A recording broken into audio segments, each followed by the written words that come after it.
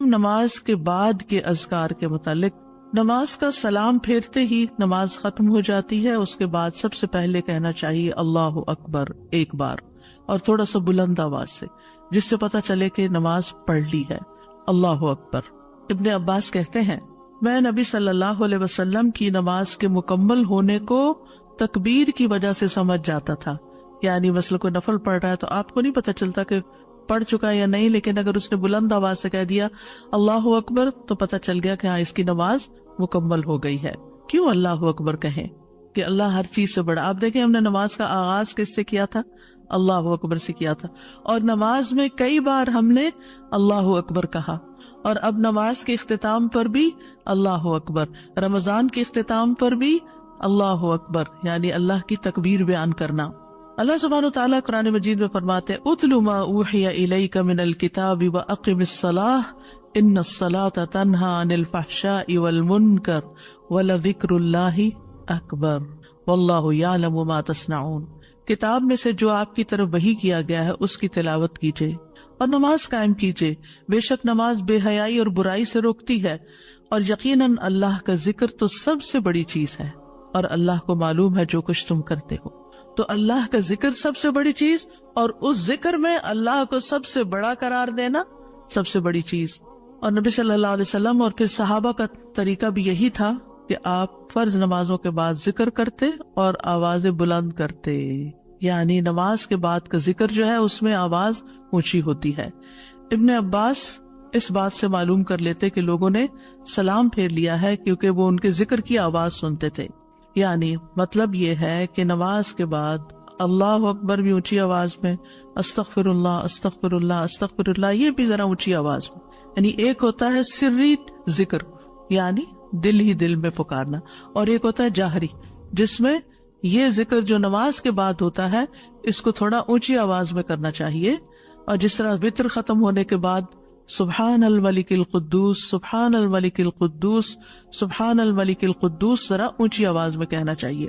تو نبی صلی اللہ علیہ وسلم اس ذکر کو ہمیشہ اونچی آواز میں کرتے تھے. ٹھیک ہے، یعنی آپ کی اقتداء، آپ کی پیروی ہر معاملے میں یہ عبادت کے درجات کو بڑھا دیتی ہے. اور اس میں ہم یہ بھی دیکھتے ہیں کہ صحابہ کرام جو تھے وہ نبی صلی اللہ علیہ وسلم کی صرف سنت کو نہیں، سیرت کو بھی آگے بیان کرتے تھے کہ آپ نے کوئی کام کیا اور کس طریقے سے کیا. مثلا ذکر کیا اور کس طرح کیا، بلند آواز سے کیا یا آہستہ آواز سے کیا، بیٹھ کر کیا یا کھڑے ہو کر کیا. اور پھر آپ دیکھیے کہ نماز کے بعد اذکار جو ہیں وہ زیادہ پسندیدہ ہیں، یعنی دعاؤں کی نسبت زیادہ اذکار. ٹھیک ہے، اور پھر اسی طرح آپ دیکھیے کہ دوسرا ذکر جو آپ کریں گے وہ ہے استغفر اللہ 3 بار، استغفر اللہ استغفر اللہ. صوبان کہتے ہیں رسول اللہ صلی اللہ علیہ وسلم جب اپنی نماز سے فارغ ہوتے تھے تو 3 مرتبہ استغفار فرماتے تھے، 3 بار استغفار کرتے. ولید کہتے ہیں میں نے اوزائی سے پوچھا آپ استغفار کس طرح فرمایا کرتے تھے؟ تو انہوں نے کہا آپ فرماتے تھے استغفر اللہ استغفر اللہ. اب نماز پڑھ لی ہے، استغفر اللہ کیوں؟ اس لیے کہ ہم تو نماز کا حق بھی ادا نہیں کرتے. ہمارا دھیان کہاں سے کہاں چلا جاتا ہے، ہم کئی دفعہ بھول جاتے ہیں، ہمیں سجدہ سہو کرنا تک یاد نہیں رہتا، ہمیں کچھ پتہ نہیں ہوتا ہم نے کون سی سورت پڑھی، کیا تلاوت کی. ہو سکتا ہے تلاوت میں کوئی غلطی کر دیں، ہو سکتا ہے کہ تسبیح کی جگہ کچھ اور پڑھ دیں بھول چوک کے. تو ہم نماز کے اندر بھی بہت کچھ غلط کرتے رہتے ہیں جانے انجانے. اور خاص طور پر جن لوگوں نے اپنی نماز کے پروننسیشن کی اصلاح نہیں کی وہ تو کچھ سے کچھ پڑھتے رہتے ہیں بعض اوقات. یعنی پروننسیشن صحیح نہ ہونا جو ہے وہ الفاظ کے مطلب کو ہی بدل دیتا ہے. اس لیے پہلی پرائرٹی میں کوئی ایسا ٹیچر ڈھونڈیے کہ جو آپ کی نماز سن کے اس کا پروننسیشن آپ کو ٹھیک کر دے. بہرحال نماز کے بعد استغفر اللہ استغفر اللہ. اور ایک اور چیز، نماز پڑھنے کے بعد انسان کو ایک فیلنگ ہوتی ہے کہ میں نے کچھ کیا ہے، لیکن جب انسان استغفر اللہ کہتا ہے تو اس میں عاجزی کا اظہار ہوتا ہے کہ اللہ تیرا حق ادا نہیں کیا، مجھے ابھی بھی گناہوں کی بخشش کی ضرورت ہے. اور آپ دیکھیے کہ یہ الفاظ نبی صلی اللہ علیہ وسلم ادا کرتے تھے جن کے اگلے پچھلے سارے گناہ معاف کر دیے گئے تھے. تو جو شخص نماز کے بعد استغفار پڑھتا ہے وہ اپنی نمازوں پر کبھی فخر غرور تکبر نہیں کر سکتا کہ میں بڑا نمازی ہوں، میں بڑا پرہیزگار ہوں، میں بڑا عبادت گزار ہوں. نہیں، وہ یہ دیکھے گا کہ میں نے حق ادا نہیں کیا، میرے سے جو کمی کوتاہی ہوئی ہے اللہ تعالیٰ اس کو معاف کر دے. جو چیز مکمل طور پر ادا کرنی چاہیے تھی اس کو اس طرح نہیں ادا کیا، کچھ نہ کچھ کوتاہی واقع ہو گئی، تو اس بخشش کے طلب کرنے سے اللہ تعالیٰ کوتاہی سے درگزر فرما دے گا انشاءاللہ. اور ویسے بھی استغفار کرنے سے نقص یا کمی کوتاہی جو ہے اس کا ازالہ ہوتا ہے ہماری عام روزمرہ زندگی میں بھی. تیسرا ذکر، اب آپ دیکھ رہے ہیں یہ ذکر ہے، اللہ اکبر بھی ذکر ہے، استغفر اللہ بھی ذکر ہے، اور تیسرا یہ بھی ذکر ہے، اللہم انت السلام ومنک السلام تبارکت ذی الجلال والاکرام. اے اللہ تو سراپا سلامتی ہے اور تجھی سے سلامتی حاصل ہوتی ہے، تو بڑی برکتوں والا ہے اے جلال و اکرام والے. یعنی استغفار کے بعد پھر فوراً بعد اللہ تعالیٰ کی تعریف اور یہ ذکر. السلام جو ہے یہ اللہ تعالیٰ کے ناموں میں سے ایک نام ہے، جس کا مطلب یہ ہے کہ اللہ تعالیٰ ہر طرح کی آفات سے، عیبوں سے، ہر طرح کے نقص سے سلامت ہے. کوئی چیز اس کو نقصان نہیں دے سکتی، نہ لوگوں کی باتیں جو اللہ تعالیٰ کے خلاف کرتے ہیں، یا لوگوں کے گمان، یا لوگوں کی نافرمانیاں اور گناہ اور عبادت نہ کرنا، اللہ کا حکم نہ ماننا. اللہ تعالیٰ کو کوئی چیز نقصان نہیں دیتی، وہ سلامت ہے، اس کو کسی کی ضرورت ہی نہیں ہے. یہ جو کچھ ہم کرتے ہیں، ذکر ہو، عبادت ہو، یہ اپنے ہی فائدے کے لیے کرتے ہیں، اللہ تعالیٰ پر کچھ احسان نہیں ہے. تو ہم یہ کہتے ہیں اللہم انت السلام، کہ اللہ تعالیٰ آپ سراسر سلامتی ہیں اور آپ کا ہر فعل جو ہے وہ ظلم سے سلامت ہے، پاک ہے، ہر شر سے پاک ہے. آپ کی تقدیر، آپ کے فیصلے، ہر چیز سلامتی پر مبنی ہے. وَمِنْكَ السَّلَامُ، سلامتی تیری ہی طرف سے آتی ہے، یعنی تو ہی سلامتی دیتا ہے یا تو ہی سلامتی کو روک لیتا ہے. سلامتی کا مالک بھی تو ہی ہے، تو سلامت رکھے تو ہم سلامت ہیں. تو یہ تعلق اللہ تعالیٰ سے انسان اپنا ظاہر کرتا ہے کہ انسان اپنے رب کے بارے میں کیا سمجھتا ہے. تبارکتا، تبارکتا کا لفظ برکت سے ہے، جس کا مطلب ہوتا ہے کثرت سے کسی چیز کا بڑھنا اور قائم رہنا، یعنی تیری خیرات و برکات بہت زیادہ ہیں. ذل جلال والاکرام، اے عزت اور جلال والے. جلال کا مطلب ہے عظمت، بڑائی، اور اکرام کا مطلب ہے احسان. یعنی تو اپنے بندوں کو عزت و اکرام دیتا ہے، اپنے رسولوں کو، اپنے انبیاء کو اور اپنے صالح بندوں کو تو ہی عزت اور اکرام اور برکتیں عطا کرتا ہے. ساری نعمتیں تیری ہی طرف سے ہیں. اور یہ کتنا خوبصورت ذکر ہے جو ہم ہر نماز کے بعد کرتے ہیں، یا جو نہیں کر رہے انہیں لازماً کرنا چاہیے، کہ اللہ سبحانہ وتعالیٰ سے ہم اپنے اچھے گمان کا اظہار کرتے ہیں اور ایک طرح سے انڈائریکٹلی سلامتی اور برکت طلب بھی کرتے ہیں. آپ دیکھیے عموماً ہم جب کسی چیز کے اندر فائدہ دیکھتے ہیں تو ہم خیر اس سے وابستہ کر لیتے ہیں، یہ ہے تو کام ہوگا، یہ نہیں تو کام ہی نہیں ہوگا.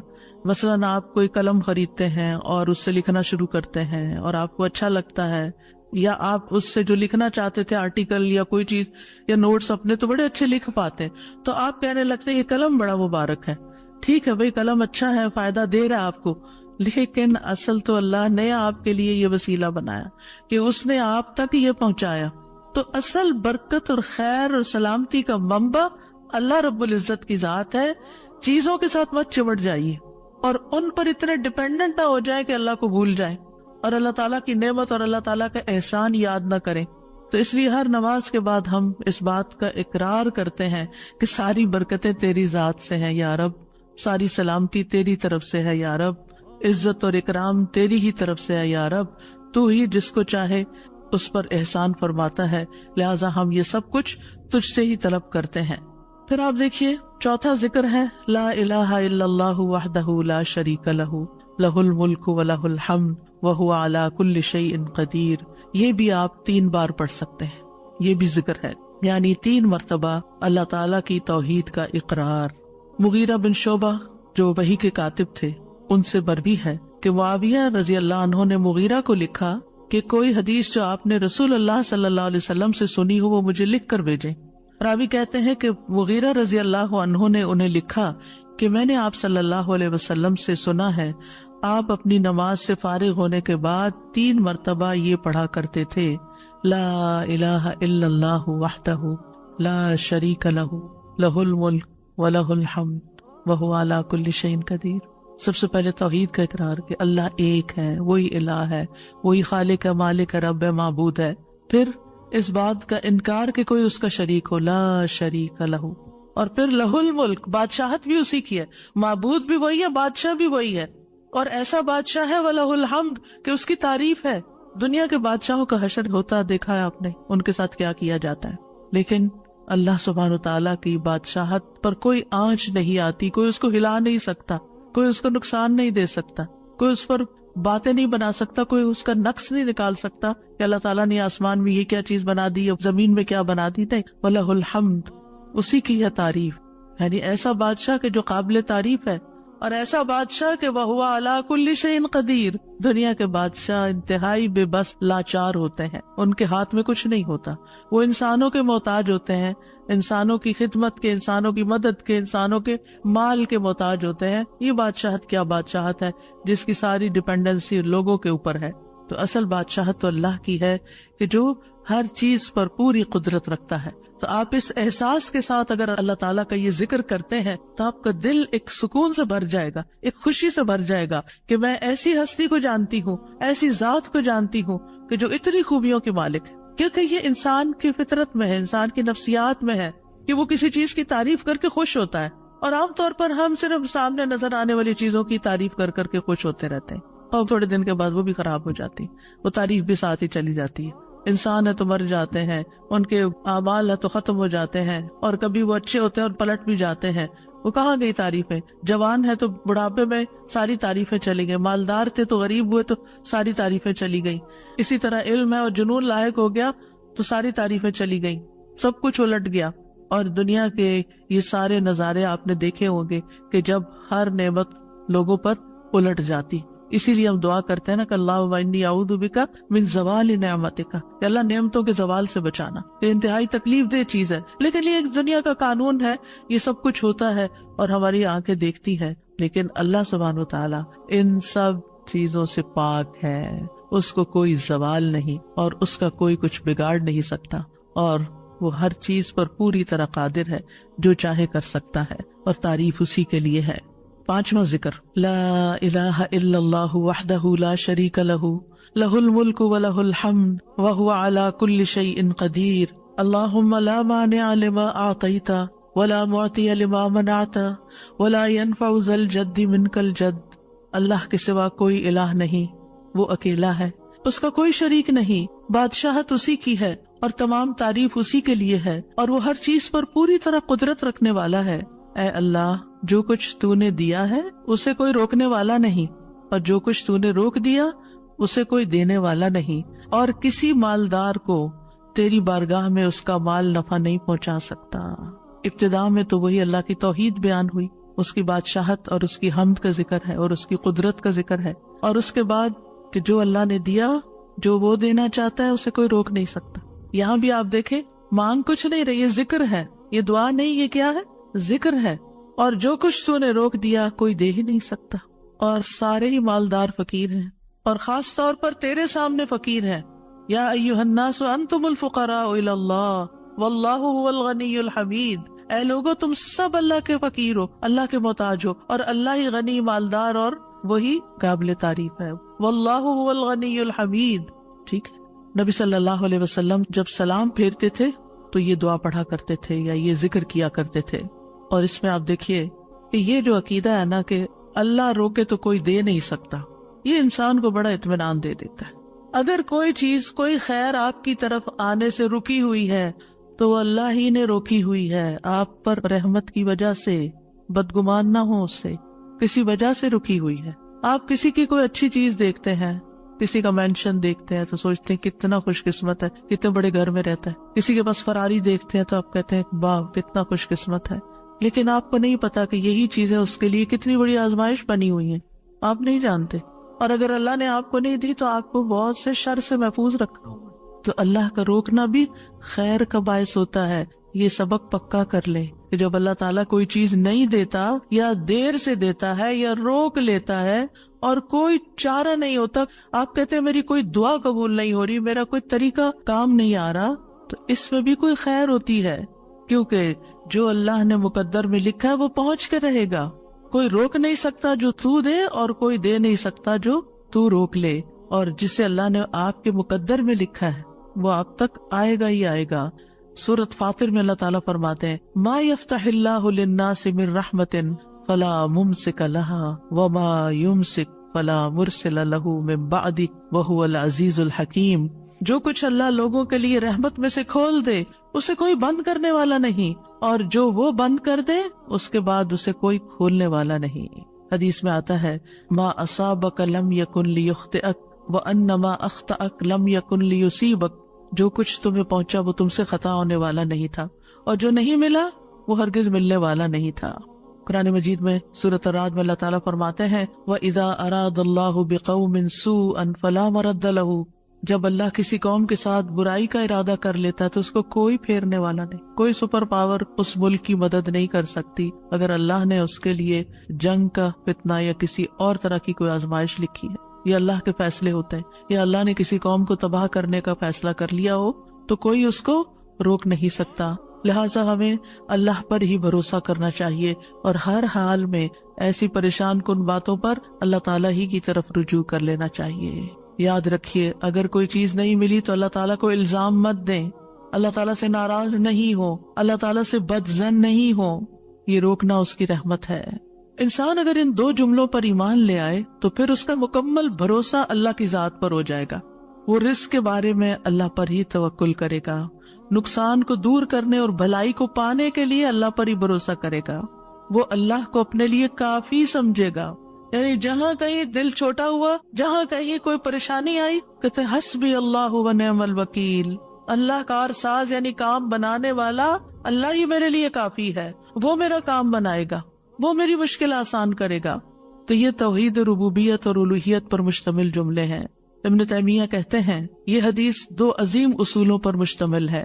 نمبر 1 توحید ربوبیت، اور وہ ہے جسے اللہ دینا چاہے اسے کوئی روک نہیں سکتا، اور جسے وہ روک دے اسے کوئی نہیں دے سکتا. بس بندہ اللہ ہی پر توکل کرتا ہے اور اسی سے مانگتا رہتا ہے، کیونکہ دینا جو اس نے ہے تو پھر کسی اور سے کیوں مانگے گا، کسی اور سے توقع لگا کے کیوں بیٹھ جائے گا، کسی اور کے در پہ کیوں جائے گا. اس کو پتا ہے صرف اللہ ہی نے کرنا ہے جو کرنا ہے. اس سے عقیدہ توحید پکا ہوتا چلا جاتا ہے کہ صرف اللہ ہی نے کرنا ہے.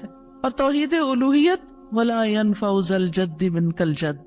عام طور پر انسان یہ سمجھتا ہے میرے پاس مال ہے مجھے کوئی مشکل نہیں، یعنی جب کوئی کام سامنے آتا ہے نا تو فوراً دیکھتا ہے کتنا ہے بینک میں، کتنا کیش رکھا ہے، کیا ہے میرے پاس، کتنی پراپرٹی ہے. یعنی فوراً انسان کا دماغ گھوم کے اس طرف چلا جاتا ہے نا بہت ہے، انف ہے، کام ہو جائے گا. اللہ چاہے گا تو ہوگا. صرف آپ کے مال سے کچھ نہیں ہوتا. آپ سارا لگا دیں بزنس میں پورا لاس ہو سکتا ہے. پھر بتائیے آپ کے مال نے آپ کو کیا فائدہ دیا؟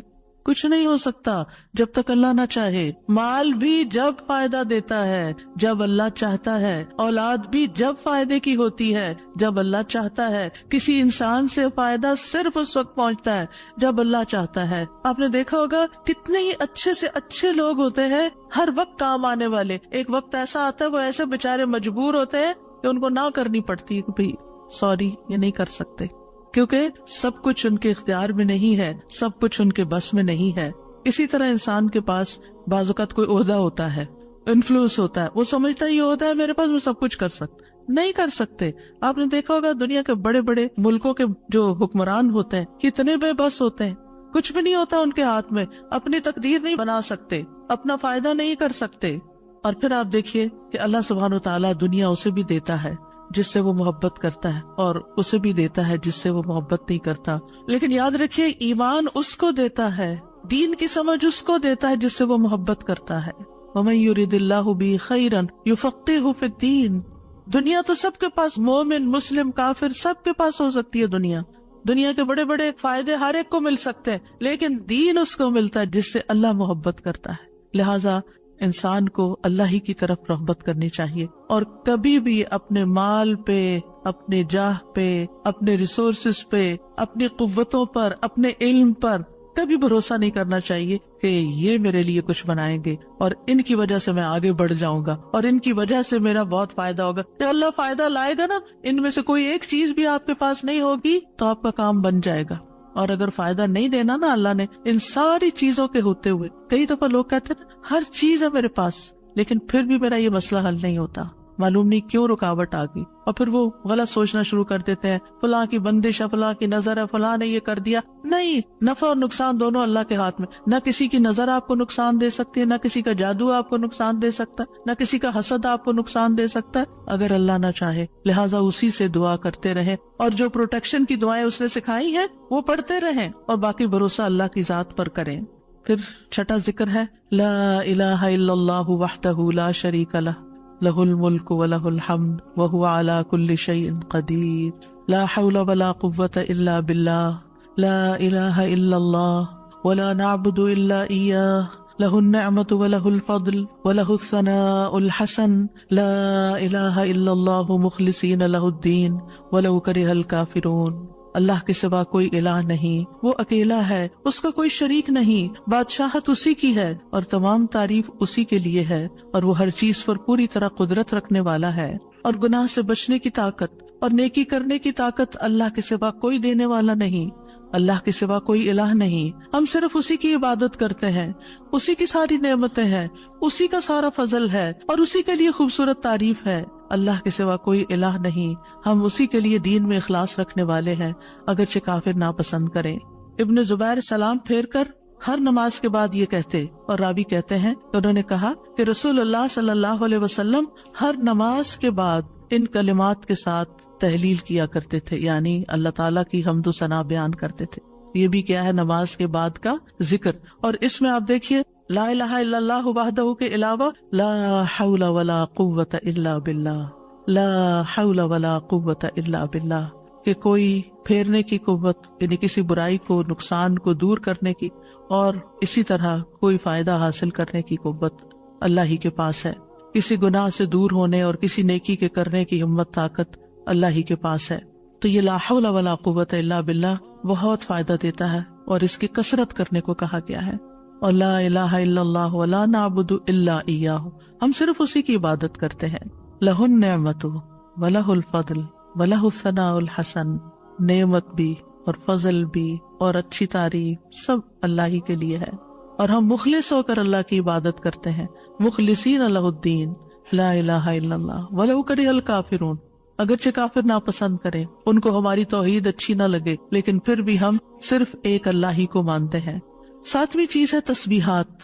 سبحان اللہ 33 بار, الحمدللہ 33 بار اور اللہ اکبر 33 بار, اور 34ویں بار لا الہ الا اللہ وحدہ لا شریک لہ لہ الملک ولہ الحمد وہو علی کل شیء قدیر. ہر نماز کے بعد ان تسبیحات کو پڑھنے کی فضیلت کیا ہے؟ ابو ہریرہ کہتے ہیں رسول اللہ صلی اللہ علیہ وسلم نے فرمایا, جس آدمی نے ہر نماز کے بعد 33 مرتبہ سبحان اللہ, 33 مرتبہ الحمدللہ اور 33 مرتبہ اللہ اکبر کہا تو یہ 99 کلمات ہو گئے. اور 100 کا عدد پورے کرنے کے لیے لا الہ الا اللہ وحدہ لا شریک لہ یہ ذکر کر لیا تو اس کے سارے گناہ معاف کر دیے جائیں گے, چاہے وہ سمندر کی جھاگ کے برابر ہو.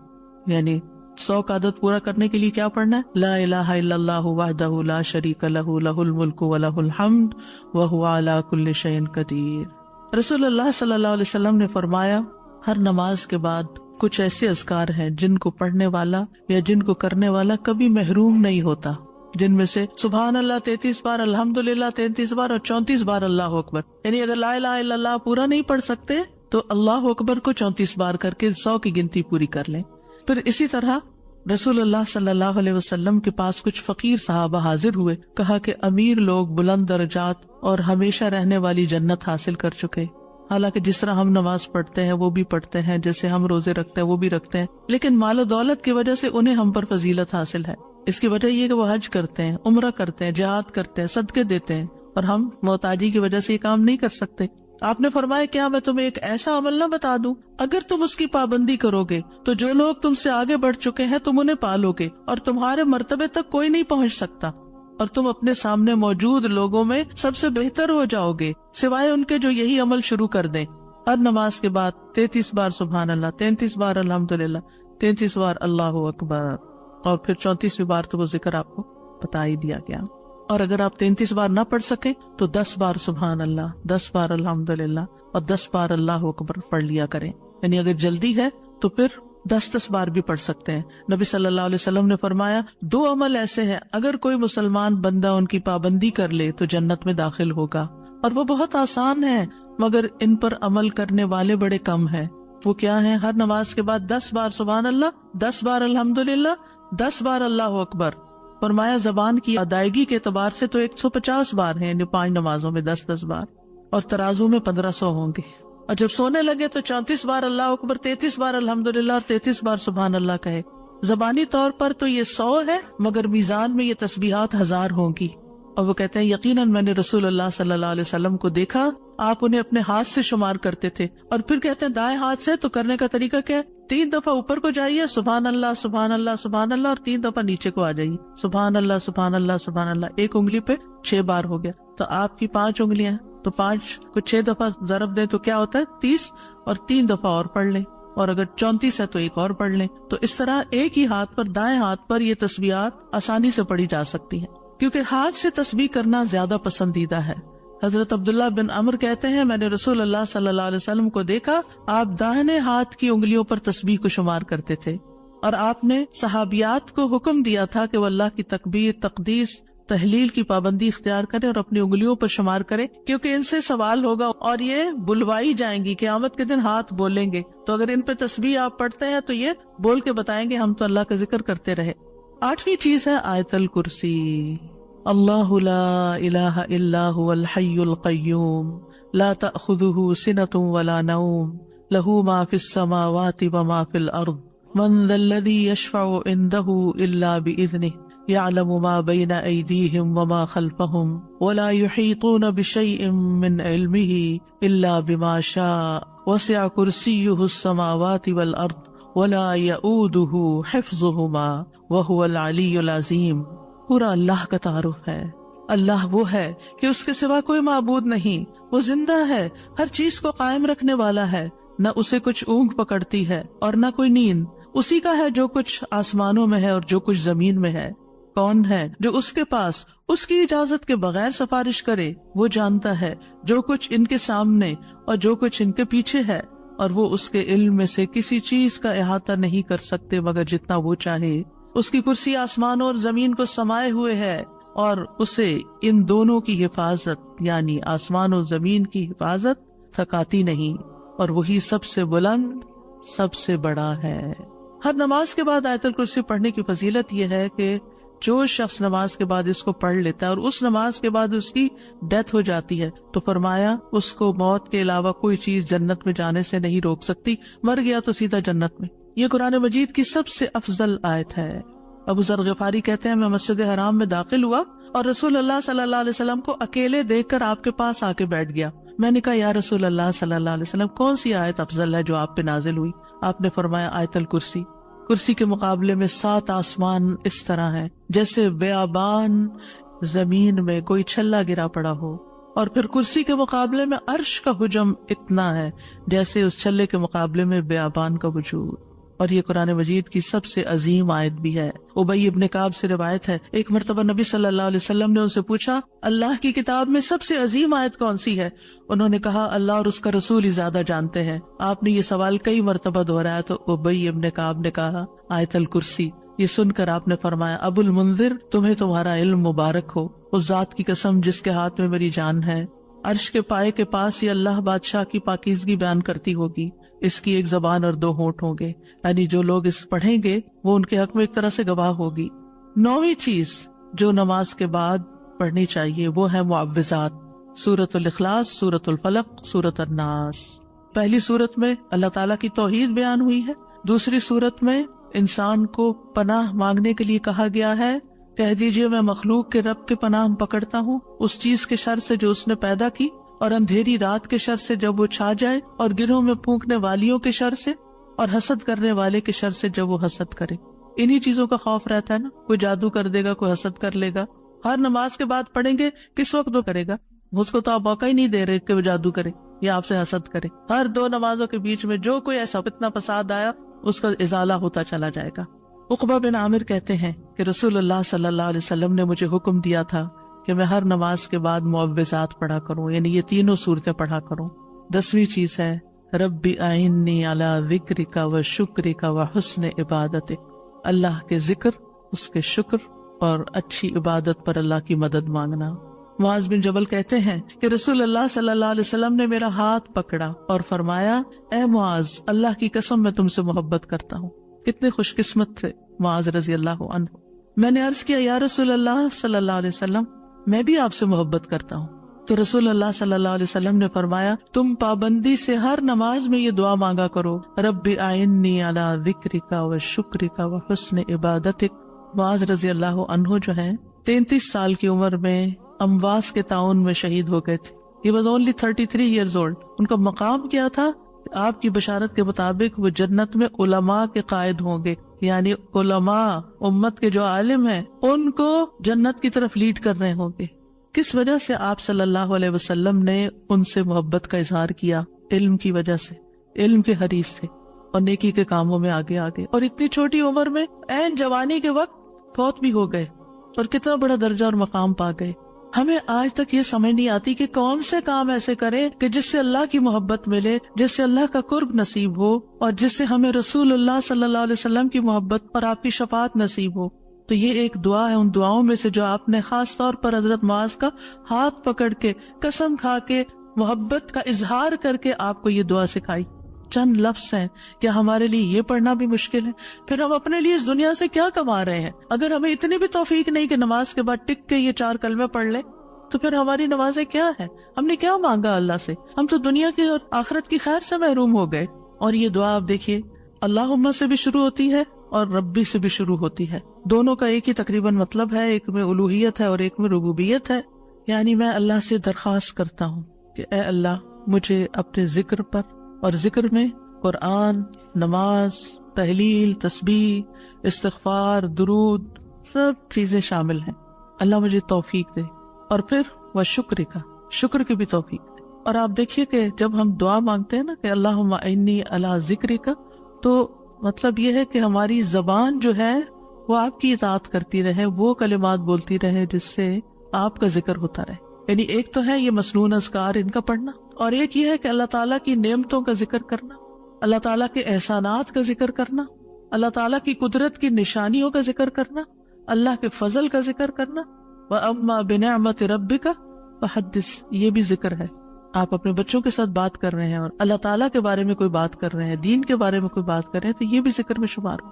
تو اللہ مجھے توفیق دے، اللہ میری مدد کر. کیونکہ ہمارے پاس وقت بھی ہوتا ہے، ہمارے پاس صلاحیت بھی ہوتی ہے، لیکن ہم توجہ نہیں کرتے، ہم کرتے نہیں ہے کام، کیونکہ توفیق نہیں ہوئی نا.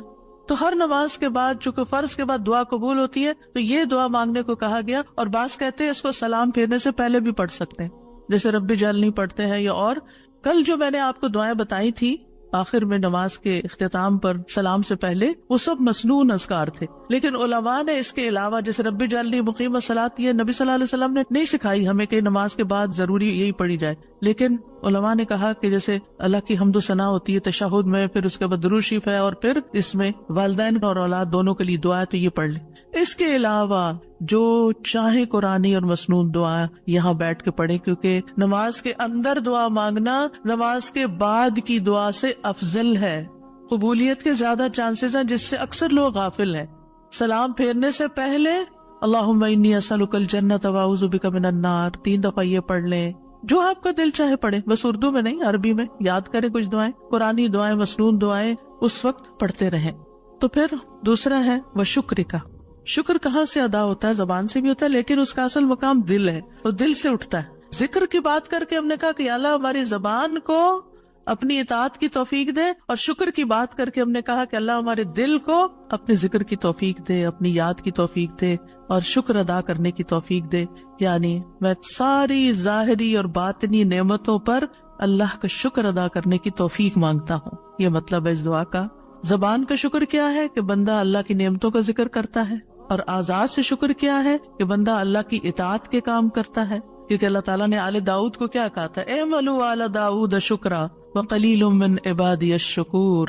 اے داؤد کے گھر والو، شکر ادا کرنے کے لیے عمل کرو، اور میرے بندوں میں کم ہی شکر گزار ہیں. اللہ کا شکوہ ہے بندوں سے، کم ہی شکر گزار.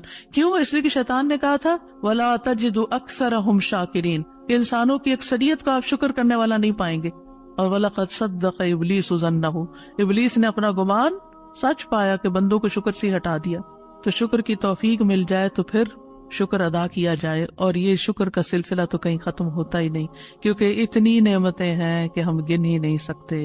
ابن رجب کہتے ہیں کہ دین میں یا دنیا میں اللہ کی ہر نعمت جو بندے کو حاصل ہوتی ہے اس میں نعمت کا شکر ادا کرنے کی ضرورت ہوتی ہے. پھر جو شکر کی توفیق ملتی ہے اس پر بھی شکر ادا کرنے کی ضرورت ہے، یعنی شکر پر بھی شکر، یہ ایک اور نعمت ہے، اس میں دوبارہ شکر ادا کرنے کی ضرورت ہے. پھر دوبارہ شکر کیا تو ایک اور نعمت مل گئی، اب کیا ہے ایک اور دفعہ شکر کریں، اور یہ سلسلہ ہمیشہ جاری رہتا ہے. یعنی شکر کا سلسلہ کبھی ختم نہیں ہونا چاہیے، شکر کرتے ہی چلے جائیں. وحسن عبادتک، اور اپنی خوبصورت عبادت کی توفیق عطا فرما. اور خوبصورت عبادت اسی وقت ہو سکتی ہے جب اس میں اخلاص ہو اور نبی صلی اللہ علیہ وسلم کی اتباع ہو، اطاعت ہو. اطاعت اعضاء سے کی جاتی ہے، یعنی ہمارے اعضاء، ہاتھ پاؤں، ہمارا جسم یہ عبادت میں مشغول ہوتا ہے. بعض اوقات ہم ڈھیروں عبادت کر لیتے، ڈھیر سارے نفل پڑھ لیتے، بہت کچھ کر لیتے، لیکن اس کو کوئی کوالٹی نہیں ہوتی. یہاں یہ نہیں کہا گیا کہ کثیر عبادتک، یہاں کیا کہا گیا؟ حسن عبادتک، کہ اللہ خوبصورت عبادت کی توفیق دے. امام ابن تیمیہ کے بارے میں آتا ہے کہ جب وہ قید ہوئے تو اپنے سجدوں میں یہ دعا پڑھا کرتے تھے، اللہم اعنی علی ذکرک و شکرک و حسن عبادتک، کیونکہ اللہ کی توفیق کے بغیر ہم یہ کام نہیں کر سکتے. جس کی زندگی میں ذکر آ گیا، جس کی زندگی میں شکر آ گیا، اور جس کی زندگی میں خوبصورت عبادت آ گئی، وہ خوش قسمت ترین انسان ہے، اس کو سبھی کچھ مل گیا. اور جو ان چیزوں سے محروم ہے پھر ہر خیر سے محروم ہے، چاہے دنیا کی قارون جیسی دولت اس کے پاس کیوں نہ ہو، پوری دنیا اس کی فین ہو، اس کی تعریفیں کرے اور اس کی فدائی شدائی ہو، کوئی فائدہ نہیں ہے. ایک اور دعا ہے رب قنی عذابک یوم تبعث عبادک، اے میرے رب مجھے اس دن کے عذاب سے بچانا جس دن تو اپنے بندوں کو اٹھائے گا. 3 بار یہ دعا، اے اللہ ہمیں اس دن کے عذاب سے بچانا جس دن تو اپنے بندوں کو اٹھائے گا. ایک دفعہ بھی پڑھی جا سکتی، 3 دفعہ کی شرط نہیں ہے. براء بن عازب کہتے ہیں جب ہم رسول اللہ صلی اللہ علیہ وسلم کے پیچھے نماز پڑھتے تھے تو ہم آپ کی دائیں طرف کھڑے ہونے کو پسند کرتے تھے تاکہ آپ ہماری طرف رخ کر کے متوجہ ہوں. برا کہتے ہیں میں نے آپ کو فرماتے ہوئے سنا، یعنی آپ پلٹ رہے تھے اور کہہ رہے تھے رب قنی عذابک یوم تبعث عبادک. یہ رات کو سوتے ہوئے بھی پڑھا کریں اور نمازوں کے بعد بھی کہ اللہ اس دن کے عذاب سے بچا لینا جس دن تو بندوں کو دوبارہ پیدا کرے گا. 13 اللہم اغفر لی ما قدمت وما اخرت وما اسررت وما اعلنت وما اسرفت وما انت عالم به منی انت المقدم وانت المؤخر لا الہ الا انت. اے اللہ میرے وہ گناہ بخش دے جو میں پہلے کر چکا، جو میں نے بعد میں کیے، اور جو چھپے ہوئے کیے اور جو ظاہر میں کیے، اور جو میں حد سے بڑھا رہا اور وہ جن سے تو مجھ سے زیادہ باخبر ہے. تو ہی نیکی اور خیر میں آگے کرنے والا اور پیچھے کرنے والا ہے، تیرے سوا کوئی معبود نہیں. نبی صلی اللہ علیہ وسلم سلام پھیرنے کے بعد یہ دعا پڑھا کرتے تھے، یعنی اس دعا کے بارے میں ثابت ہے کہ سلام کے بعد پڑھا کرتے تھے. اللہم اغفر لی ما قدمت. بات یہ ہے کہ جو نیک لوگوں کی نیکیاں ہوتی ہیں وہ مقربین کے گناہ شمار ہوتے ہیں، یعنی ان کا سٹینڈرڈ اور ہائی ہوتا ہے نا، ان کی کوالٹی اور اچھی ہوتی ہے. تو اس لیے نبی صلی اللہ علیہ وسلم کے گناہ کوئی نہیں تھے کہ جس کے لیے آپ بخشش مانگتے تھے. ایک تو ہمیں سکھانے کے لیے، اور دوسرا یہ ہے کہ نیکیوں میں سے جو کم درجے کی نیکیاں ان پر بھی. وما اخرت، اور جو عبادت مجھ سے تاخیر ہوئی، کوتاہی ہوئی، جو میں نے لیٹ کی، جس کا حق ادا نہیں کیا. وما اسررت، جو میں نے چھپایا، جو میرے دل میں وسوسے اور خیالات آئے. بعض اوقات نماز کے اندر وسوسے آنا شروع ہو جاتے ہیں، تو یا اللہ تو اس کو بھی معاف کر دے. وما اعلنت، اور جو میں نے ظاہراً کیے، یعنی وہ اقوال افعال جو سب کے سامنے، لوگوں کے سامنے کوئی بری مثال پیش کی. یعنی یہ نبی صلی اللہ علیہ وسلم کے نہیں، یہ ہمارے لیے ہے کہ ہم بعض اوقات ایسی بات کر جاتے ہیں، ایسا کام کر جاتے ہیں جو دوسروں کو پٹ آف کر دیتا ہے نیکی کے کاموں سے، یا ان کو دین سے ہٹا دیتا ہے، یا اور اسی طرح کی غلطیاں ہم کرتے ہیں. اور پھر آپ دیکھیے کہ نبی صلی اللہ علیہ وسلم کی ہمبلنس بھی اس سے پتہ چلتی ہے کہ کتنے آپ ہمبل تھے، کہ سارا کچھ کر کے، بہترین عبادت کر کے پھر بخشش بھی مانگ رہے ہیں. اور پھر آپ دیکھیے کہ وما اسرفت، ہر معاملے میں ہم حد سے پار ہو جاتے ہیں، خوشی میں، غم میں، بے صبری میں، ہر چیز میں. تو اس کی بھی دعا ہے یہ کہ اللہ جہاں بھی میں حد لمٹ کراس کر رہا ہوں، اللہ مجھے وہ کراس کی بھی لمٹ کے آگے جو غلط کام کیا ہے مجھ سے تو وہ بھی معاف کر دے. اور وما انت عالم بہ منی، اور جو تو مجھ سے زیادہ جانتا ہے. یعنی خاص کے بعد عام کا بھی ذکر ہے، یعنی میں نے تو مانگ لیا جو مجھے سمجھ آتی تھی، اب اس کے علاوہ بھی جو کچھ ہے اس کو بھی آپ معاف کر دیجیے. اور پھر انت المقدم و انت المؤخر، دوسرے روایت میں انت المقدم والمؤخر بھی آتا ہے. جس کو تو چاہتا ہے آگے بڑھا دیتا ہے نیکی میں، جس کو تو چاہتا ہے پیچھے کر دیتا ہے. یعنی یہ نہ سوچیے کہ آج میں اگر نیکیوں میں آگے ہوں تو ہمیشہ ایسے ہی رہوں گی، ہمیشہ ڈرتے رہا کریں، پیچھے بھی ہو سکتے ہیں. تو یا اللہ تو مجھے آگے ہی رکھنا مراد یہ ہے. اور اگر نبی صلی اللہ علیہ وسلم کے بارے میں ہے تو آپ کی نبوت سب سے آخر میں تھی، وہ ایک پازیٹیو سینس میں ہے، انت المقدم و انت المؤخر. اور پھر اسی طرح یہ ہے کہ قیامت کے دن سب سے پہلے آپ اٹھائے جائیں گے، حالانکہ دنیا میں آپ کی نبوت سب سے آخر میں تھی. تو یہ اللہ تعالیٰ کا فیصلہ ہوتا ہے، جس چیز پر وہ چاہتا ہے اپنے بندوں کو اتارتا ہے، جس کو چاہتا ہے آگے بڑھاتا ہے، جس کو چاہتا ہے عزت دیتا ہے، جس کو چاہتا ہے ذلت دیتا ہے. اور بندوں کے ایک دوسرے پر درجات ہیں. نمبر 14 سبحانک اللہم و بحمدک استغفرک و اتوب الیک. یہ مجلس کے اختتام پر بھی اور نماز کی دعاؤں کے اختتام پر بھی. پاک ہے تو اے اللہ، تیری ہی حمد ہے، میں تجھ سے بخشش مانگتا ہوں، تیری ہی طرف میں رجوع کرتا ہوں. یہ اچھے عمل پر مہر لگانے والے کلمات ہیں.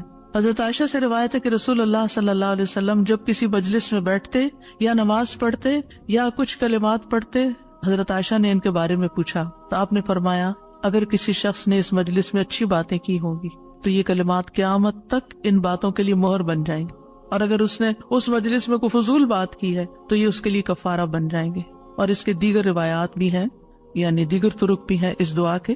اور پھر ایک اور دعا، رب اغفر لی وتب علی انک انت التواب الغفور. اے اللہ تو مجھے بخش دے اور میری توبہ قبول کر، بے شک تو بہت توبہ قبول کرنے والا، بہت بخشش فرمانے والا ہے. فجر اور مغرب کی نماز کے بعد کا خاص ذکر لا الہ الا اللہ وحدہ وحدہ لا شریک لہ لہ الملک ولہ الحمد یحیی ویمیت وہو علی کل شیء قدیر. اللہ کے سوا کوئی الہ نہیں، وہ اکیلا ہے، اس کا کوئی شریک نہیں، بادشاہت اسی کی ہے، تمام تعریف اسی کے لیے ہے، اور وہ ہر چیز پر پوری قدرت رکھنے والا ہے. اور سلام کے بعد تشہد کی حالت میں اگر آپ بیٹھے بیٹھے یہ ذکر کرتے ہیں، یعنی مصلی سے اٹھنے سے پہلے یہ ذکر کرتے ہیں، تو نبی صلی اللہ علیہ وسلم نے فرمایا جس نے نماز مغرب اور صبح کی نماز کے بعد اتحیات میں اٹھنے سے پہلے اپنی ٹانگ کو دوہرا کیے ہوئے، یعنی جس پوزیشن میں آپ بیٹھے اسی پوزیشن میں بیٹھے بیٹھے 10 بار یہ ذکر کیا، اللہ تعالیٰ اس کے لیے 10 نیکیاں لکھ لیتا ہے، 10 گناہ اس سے دور کر دیتا ہے، 10 درجے اس کے بلند کر دیتا ہے. اس کے لیے ہر بری چیز سے حفاظت، شیطان مردود سے پناہ دینے والے یہ کلمات ہوتے ہیں. کوئی گناہ سوائے شرک کے اس کو نہیں پہنچتا، اور یہ اس روز عمل میں سب لوگوں سے افضل ہوتا ہے. یعنی صبح کے وقت اگر کوئی یہ پڑھ کے اٹھتا ہے مصلی سے تو یہ سب لوگوں سے افضل ہوتا ہے، سوائے اس شخص کے جس نے اس کے برابر یا اس سے زیادہ ان کلمات کو پڑھا ہو. اور ایک اور روایت میں ہے جو یہ 10 مرتبہ مغرب کے بعد پڑھے گا، اللہ اس کی حفاظت کے لیے اسلحہ بردار فرشتے بھیجے گا جو اس کی صبح تک شیطان سے حفاظت کریں گے. اللہ تعالیٰ سے دعا ہے کہ اللہ تعالیٰ ہمارے اعمال کو قبول کرے اور ہمیں اس ذکر کی توفیق دے. میں یہ پڑھتے ہوئے سوچ رہی تھی کہ جو شخص یہ ساری دعائیں پڑھے نماز کے بعد، اس کے پاس فضول کام کرنے کا کون سا وقت باقی بچے گا.